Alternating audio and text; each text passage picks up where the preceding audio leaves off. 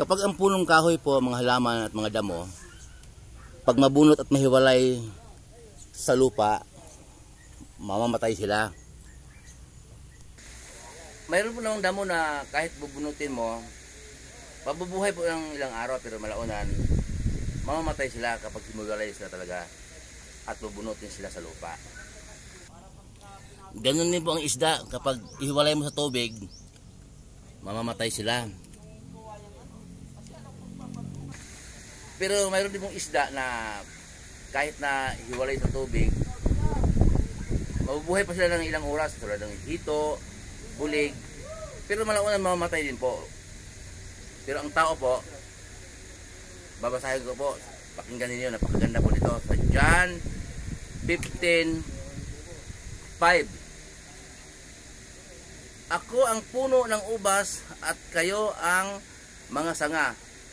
Ang mananatili sa akin at ako sa kanya ang siyang nagbubunga ng sagana, sapagkat wala kayong magagawa kung kayo'y hiwalay sa akin. Ito po yung salita natin Panginoong Hesus. Tayo naman pong tao, wala tayong magagawa kung hiwalay tayo kay Hesus. Kaya yung sabi ng ating Panginoong Hesus, ako ang puno ng ubas at kayo ang mga sanga. Siya daw ang puno po ng ubas. Kasi po, nauna na pong sinasabi niya yung lingkod, lagi pong sinasabi na ang gusto ng Diyos Ama na makapangyarihan sa lahat.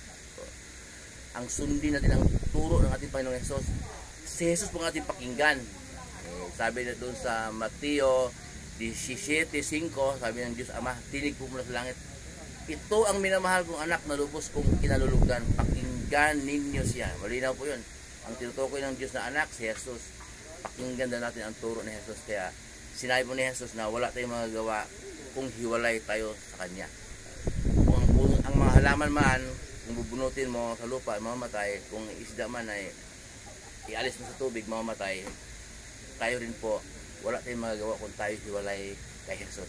Ang akala ng iba, may magagawa sila. Malakas sila, versado sila, di mapera, kilala sila sa bayan, matatag ang negosyo. Akala lang nila yun. Pero wala po silang magagawa tungkol sa kalooban ng Diyos. Kasi po ang buhay ng tao dito, napakadali pong mamatay. Maaksidente ka, bangungutin ka. Pagdating po ng panahong yon, wala po tayong magagawa. Matatagpuan tayo na hindi tayo manampalataya. Ang iyan na po ibig sabihin noon. Dalawa lang po yun, langit at impyerno. Wala pong nakasulat sa Biblia na purgatorio. Mayroon akong kausap na yung mga turo ni Jesus, wala siyang tinuro na purgatorio. Wala siyang tinuro na yung rosaryo. Kahit buklatin mo ang Bible, sabi naman ng kausap ko. Siyempre, kwarto ko nga, hindi ko malilinis, hindi ko maayos mga karat. Utusan pa ang buklatin ng Bible yun. Ay, siya nga pala. O di sige, uso nga yung computer, tingnan mo sa computer.